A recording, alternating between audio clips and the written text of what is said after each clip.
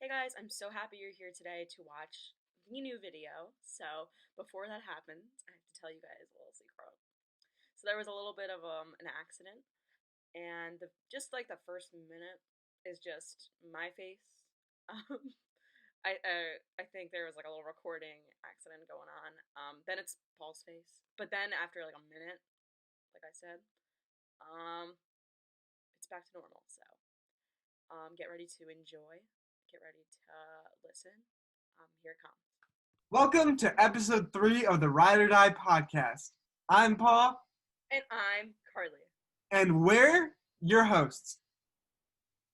And Oh, and we have a special guest today, and that special guest comes all the way from my hometown where I am right this second, East Brunswick, New Jersey.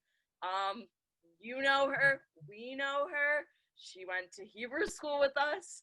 Her name is Allysa Brooke Lee, but got removed, not in there anymore. Levine.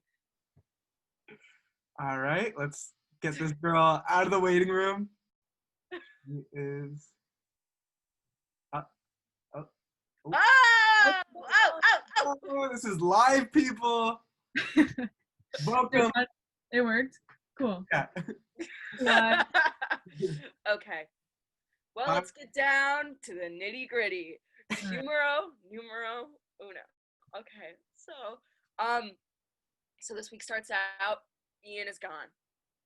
He is the first member of the jury house. We say goodbye to Ian. You did a good job. Goodbye. So what happens next? We go in for that HOH competition, and who wins? None other than Memphis Garrett, all the way back from season 10. That guy, and he's in there winning competitions. What do we think? I wasn't loving it. Oh, not loving Ian's eviction? Well, but more so Memphis winning HOH. Yeah, I mean, that kind of keeps the game rolling how it's been going. I mean, when one of these committee people win, the week kind of just goes as expected. The same people are nominated, so. And Memphis himself is maybe the worst choice to win out of the whole game. Oh yeah, because he's never gonna sway. Well, he just nasty. He's one of the he's just a bully. He's just one of the meanest people on this season. Yeah, not a fan. He's not even fun to watch. There's nothing redeemable about him. Like, he's just there being mean. And like, coming off of a Christmas HOH, we thought it couldn't get any worse. Or it was a Danny Christmas, then Danny, and we really thought it couldn't get any worse. And then it's, we got another Memphis HOH. So yeah, so pretty much as soon as he wins that competition, we know exactly how the week's gonna go from that. Yeah. Well, a little twist in that one, because he nominated Kevin and Davon, and David was not on the block because of his very condescending deal with David. That is a factor. That's true. It was kind of uncomfortable to watch that. The same way it was uncomfortable to watch Ian like try to campaign in Memphis last minute, because like we know Memphis where his head's at, and then he tries making that deal with David, and it was Carly, you nailed it. It was very. It was the way he worded it. The deal is fine. It was the way he worded it. Yeah, the deal really confused me. I didn't know what. David didn't get much out of that. Like, I think David was confused as much as I was, not really understanding what he's getting out of that, other than because Memphis promised him safety as long as he throws the veto, right? That was the deal. Mm-hmm. Or he gets it and doesn't use it. Right. Okay. I just thought I didn't understand where Memphis was coming from, on what his purpose in doing that with David was. Mm-hmm. Yeah, I think Memphis was trying to, Dan Giesling definitely coached him preseason, have to like set his prodigy up. But so I think he was trying to maintain that level of like mastermind control where like even though David's his loose end, he wanted to like tie that up and make sure in his back pocket, worst case scenario, David does win the veto. He's not going to like use the veto because then Memphis wouldn't know what to do, like who to renominate. But no, he wanted to backdoor David anyways. I guess it's smart to make that deal, but it felt like an awkward conversation because it was like such a specific case. Like, if someone's coming to you and asking you, in the case that you win the veto, please do not use it. Like, it just seemed like from David's perspective, if someone was coming up to me asking me that, I'd think like you have obviously something in the back of your head involving me. Mm-hmm. Yeah, and It he was already just the way nominated he worded it. It was mean too. Yeah, it was just so condescending, like controlling, and David was like, okay, I guess sounds good. But Memphis does not have the social game there. no. It's blending in. So he ends up nominating Kevin and Davon. Yeah. Saw that coming. We were like, he's not. I thought maybe anyone else in the committee besides maybe Christmas would have like broken it up. Maybe besides Cody, I guess. But Oh no. Having a Memphis win, we knew what we were gonna get with Kevin and Davon, and Davon the target secondary to David. Christmas being a child about getting picked to be a have-not. Right. That was hilarious. By Davon too. Yeah. Yeah. She was like, I just don't get why she was so mad. Like, it didn't not make sense. She was like, still holding a grudge against me for putting you on the block? Like, yes. What? Yes. Is that coming? Like, who else could Davon have picked? Like, that would have made you happy. Like, what? Yeah. What was wrong, Davon, in this game? When you're picking a have-not, you just need. It's so embarrassing to just stand in front of everyone and pick someone. You just need a rationale, whatever that rationale is. Yeah. You just have something to say, and Davon had an easy one. Like, I don't know why Christmas made such a big deal, but she clearly has a temper, especially. Oh well, we know that from her. Yeah. We had the veto, and they're picking people, and Davon and who else on the block? Oh, Kevin. They both got house guest choice, and they pick Danny and Nicole. And I think that was maybe not the best idea, because if you know Danny and Nicole are close, it like looks like you guys are a foursome to everyone else to do that. And that's true, because it does put the target on their backs, but at the same time, coming off of that vote, they still trusted that Nicole and Danny were on their side more than David, which is tragic, but I see where they were coming from with that. But it did come off very messy to everyone else in the house. Yeah, I think picking one of them's fine, but both was like a little, like it was a lot for me. But also the odds of them both getting house guests. I know. Wild. You'd think, I would assume that when you go into a veto ceremony, in the event that you get house guest choice, you know who you're gonna pick. Like always, you should think that out. So whoever you have your first choice and you have a backup choice. Obviously, if someone else gets house guest choice, I don't know which of them picked second. Like either I think it was Kevin. No, I don't know. Whoever picked second clearly was not like that was his first choice, and then didn't really think about the repercussions of having the four of them seem like a foursome.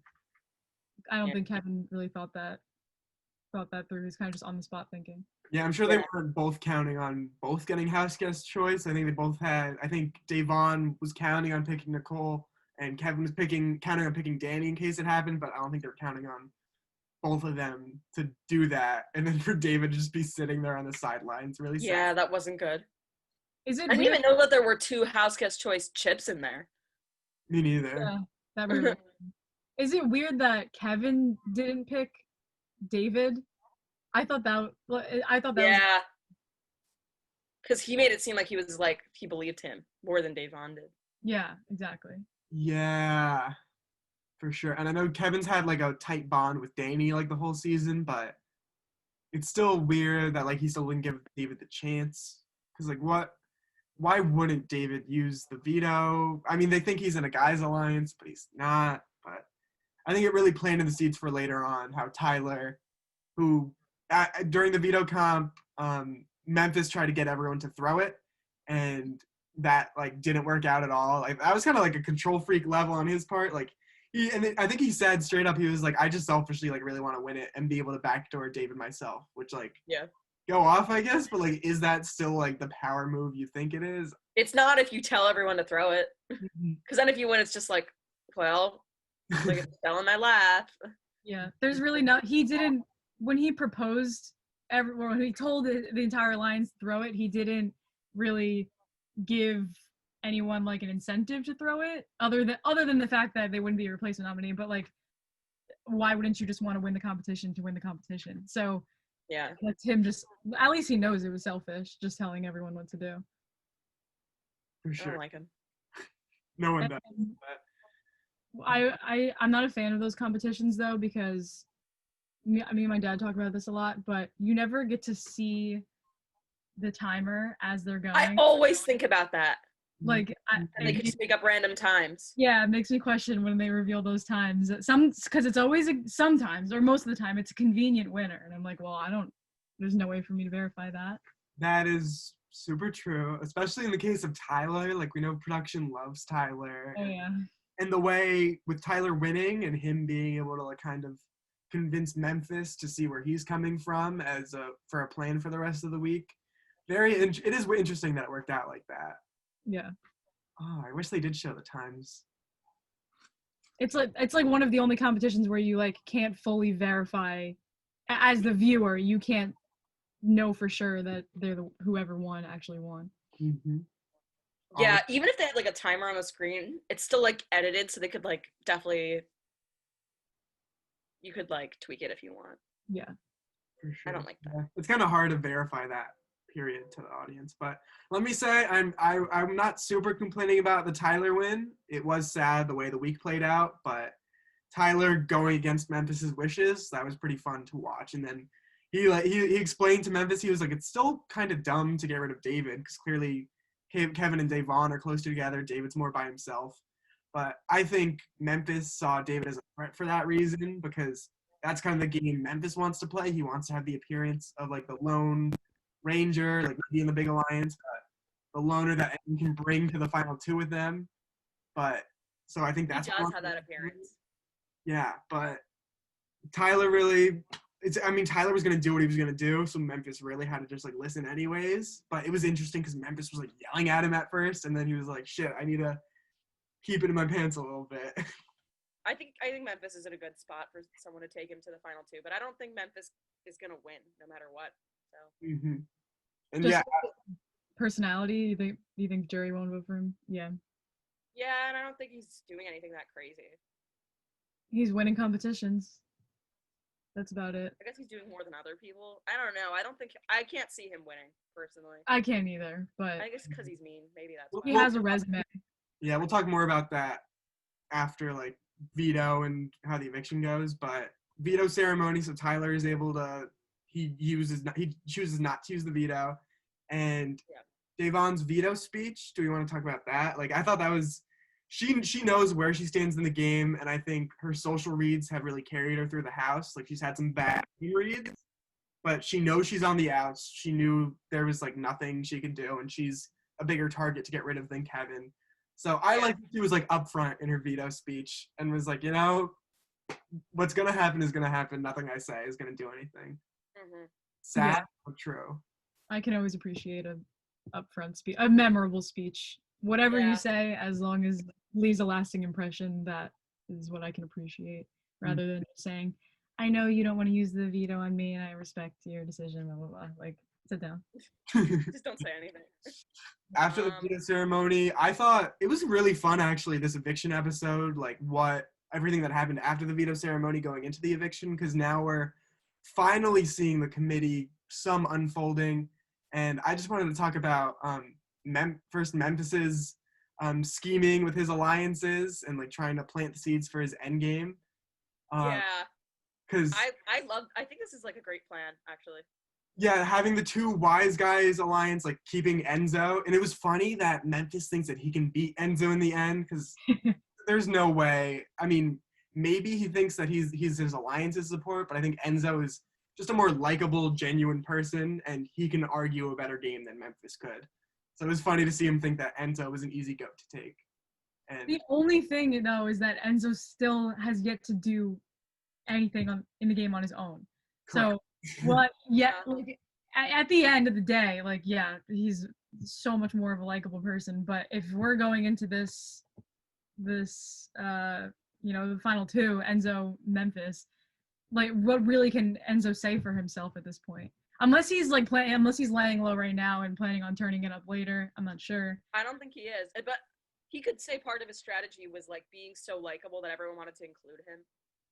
That's true. That's true. But I think he should like initiate more. But I don't know. It's kind of, he's in a good spot. Like, I don't know if he needs to.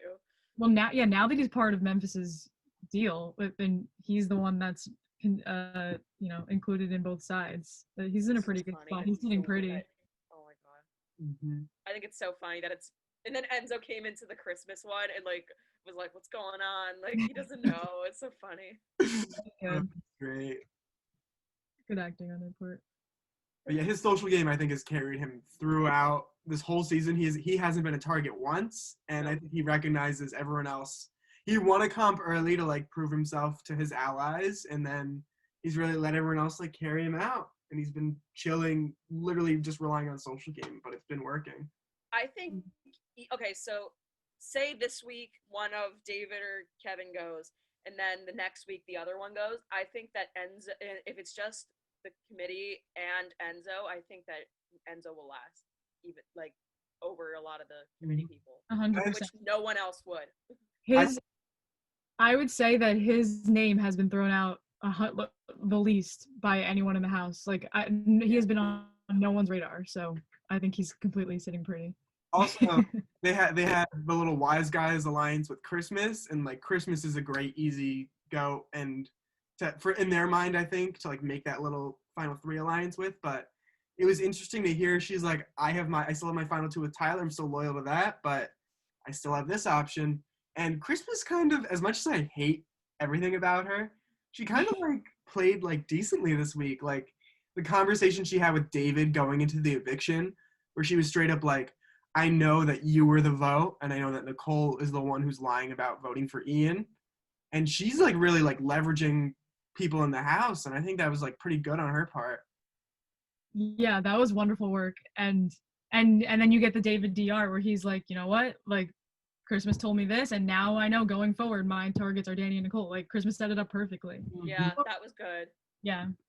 I'm confused how she knows. How does Christmas know for a fact that David voted for Ian to go? I think she was just in on the scheme that like Nicole was in on, and like she knew Nicole was like crying to everyone about how she couldn't give Ian this pity vote, and so I think that was pretty good of her though. Okay. Yeah. And especially because she knew Davon and Kevin were like iffy about David and felt betrayed by David and trusted Nicole more than David. So for Christmas to like reach her hand out and say, you know, I know you weren't lying. I trust you and I want to work with you. Good for her. Oh yeah. Yeah. Last thing before we go to the eviction, it was so funny. With Nicole, Rat Cole, Nicole F, whatever you want to call her, still lying to Davon about how she's going to be voting at the end of the week, and how she voted with the Ian vote. And yeah, I recognize the gameplay of don't tell anyone like the truth when it could put you in danger for your game, but Davon was making it personal, and like Davon is clearly here for bigger reasons than the game and for her just for her like social justice platform that she wants to use. And she just, as a Black woman, didn't want to look like an idiot turning on turning on one of the only other Black guys. And she was just like, Nicole, just be real with me. I think at that level, like if Davon would have exposed Nicole for telling the truth, that's on Davon for being a terrible person, but she wouldn't have done that. So I didn't like that she played the black card there. We were mad as a family. It's debatable. Oh. It's still I don't 100% like it because I think Nicole still has a right to lie in the game, but because Davon did that, I think the right thing for Nicole to do would have been like, just please don't, just understand where I'm coming from, because no, I thought it was too far. Honesty. I actually thought it was too far that she brought that up. I was like, I thought it was unnecessary because now you're making Nicole feel racist. Like, come on, leave her alone. Yeah, I don't know if the black card really bothered me. That didn't bother me as much. I understand her platform and what she's here for, but if you're in Nicole's position, like that's a hard. Like she knows that that if she keeps this a secret from Davon, like she is like will come off as a little bit of a racist, but. In terms of the game, I don't know. You know how viewers are, but in terms of the game, like giving up that information when she's been so set on it for the whole week, like I like think about it, if you're in her position, I feel like I would have done the same thing. But then I'm not sure if I would have told her during my eviction speech or my goodbye speech. goodbye message, I definitely would have. And she did, right? Because I think Yeah, she did. because if there's a battle back, then they wouldn't have shown the message. So on her part of jury management, it's the best thing to be upfront about, like, hey, let me just clear this up right now, especially because in Davon's speech, she was like, I kept track of who told me the truth and who still continued to lie to me, and I'll be keeping track of that. So I think Nicole, good damage control on her part to include it in the goodbye. But I think at this point, now she's lost Davon because she wasn't honest to her the entire time. I think it's a little chicken. Yeah, it was like, because if she had this conversation before the eviction, then she can have a back and forth with Davon. Like, Davon can respond, Nicole can respond. True. You go back and forth. But now it's, I'm in the DR, I said what I have to say, here's the truth, and Davon is just responding to America, and that's that. So, like, I feel like that on Nicole's part was not her best decision, because now I think she lost Davon's vote for good.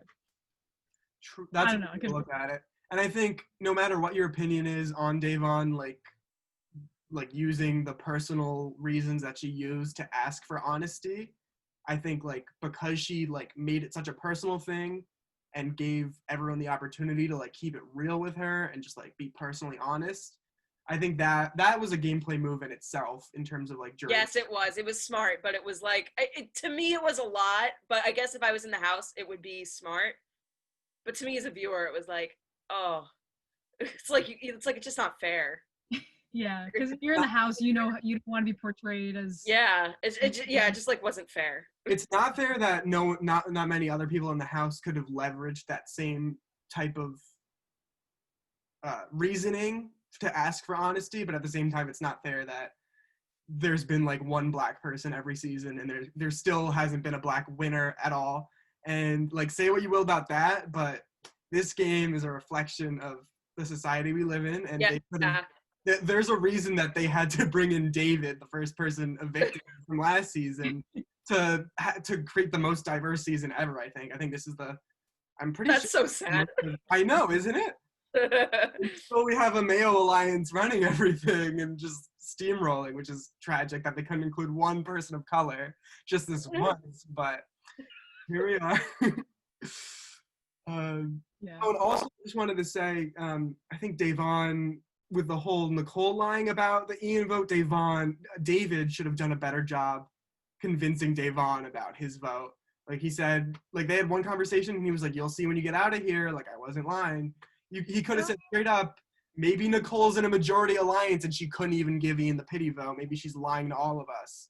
That would have been so much smarter. He should have just told her that he's also on the outs, but yeah, you can't give David that much credit. He he doesn't really think about what he says, but yeah, if David was smarter, I think he would have took into consideration that Christmas believed him, and I feel like the fact that Christmas was like, yeah, like, I totally believe you, like, clearly, one, she knew that other people didn't believe him, and then how was she so confident? I wish he, like, thought about this more, because then he could have maybe used that with Davon. Like, Christmas, like, knows a lot. Like, maybe they're in alliance together. Mm-hmm. Like, yeah. She believes me. There's a reason she believes me, Davon. Totally. And, like, I've tried to be a David advocate this whole season. Ever since he was announced on the cast, I've been, like, trying to pull for him. And he's improved from his first season, and he's improved since the beginning of this season. But he's still not doing anything that he should be doing. He's improved, but he's not playing like an all-star for sure, which doesn't surprise me much. But yeah, it just seems like he doesn't really he hasn't had a comeback for Davon whenever they're having that conversation about his vote. He's just like, and then you get his DR where he's like, this is so unfair. Why is this always pinned on me? Why am I so? But, like, you can come up with so many things to hurt yourself. Like, he just had so many reasons. Like, what would be his benefit of going against Kevin and Levine? But he didn't. No, couldn't articulate. And it's tough because, like, even earlier in the season, I don't remember which vote it was after, but they were in, like, the purple, like, photograph bedroom, and I think, like, Tyler asked him, he was like, did you vote for this person? And he was like, what? Why are you asking me in front of everyone? And, like, that was a pretty bad moment, but it didn't matter at all. Like, he did what he was supposed to do, and he had trouble telling the truth there. So for him to tell the truth now, when the stakes are so high and people are lying so much better than he's telling the truth, it was tough. Davon is evicted. Everyone votes against her except Danny and Nicole, which actually isn't the dumbest thing ever because that's Davon's gonna look at that in the jury, and that might get her to like Nicole again. Because I mean, I'm sure when she was leaving, she was like, Nicole's a liar. But once that goodbye message happened, and the fact that she's gonna know that she voted for her, that might do it if Nicole gets there again. I don't know. I guess we'll see if that happens. And it'll be interesting to see how those votes played out going into this week. Everyone's going to be trying to pin it on each other. Yep. I was already reading some updates. Yep, they already are. Yep. So Nicole ruins Day's eviction by when she's walking out of the house and the earring thing happens, which makes sense. Davon's earrings were ridiculous. Of course that's gonna happen. I wouldn't say ridiculous. They were just big. It was so funny. It was like a huge, I don't even know how her ears weren't like, I was thinking about that the whole episode. Every time they showed her, I'm like, how are her ears not like? Davon's last eviction, probably. She went out with a bang. Yeah. It was so funny. I always like that, by the way, the eviction outfits and like some people know who's going home and someone's wearing sweats or basketball shorts and then the next person's wearing like a cocktail dress. They know they're going out and the whole episode's ruined. Because I'm what was Kevin's outfit? He was just wearing like a polo shirt with a little rainbow. Oh, I know the shirt. And some black pants, yeah. And his normal headband. And I'm like, I mean, Davon was obviously dressed up to nines with her massive earrings, so. I think the competition was just golf, so I think it was golf or something. Cap shoot, so. Oh yeah, I saw. So yeah, that makes sense. So Davon's gone, and we finally get to see who the neighbor is. It's Dr. Will, to no surprise. That's fun. It's always nice to see him. I wonder if he'll do at the end the meeting with the jury, like he usually does. I was thinking about that. I don't know if they'll have him because it's an all-star season. Yeah, I don't know if they need that. All-star and can make their own decisions, but like, can they? Well, they don't do that so they think. I mean, they do that so they think more, but they also want the viewers to see them like fight, get some like discussion. Like, I think it's more for the viewers than for them. I think he just facilitates the conversation, and he's just known for doing that. So, as long as COVID precautions let that happen. Yeah. True. And I was gonna say, as predictable as Dr. Will coming was, like we know I was hoping for an evil dick like surprise appearance. Like that would have been ridiculous. When they announced the neighbor, like the first thing that we all thought was Dr. Will. But I was so I just loved it was like so subtle, but when he was talking about how he was gonna host the competitions and he was like, for this like first competition, you'll have the opportunity to choose between power and prizes, and he was like, and I know what I would choose. And it's just so interesting to me because Dr. Will's famous for like winning that first ever season without any comp wins. He didn't win any comps on All Stars either. And this season, it's like everyone's. Really? Yeah, I didn't know All Stars too. That's so funny. Sure. We'll fact check that after. But, no, don't, because I'm about to watch that season. Okay. But this season, everyone's been like talking shit if no one's winning comps. Like even Enzo's getting it in his head. Enzo didn't win shit his first season, and now he's like, oh yeah, David's like such a bad player. He hasn't even won any comps. Like, winning comps isn't everything. You might think at all, but it's not. Also, Enzo didn't. It's not like Enzo's won everything. He won like 2 things. No.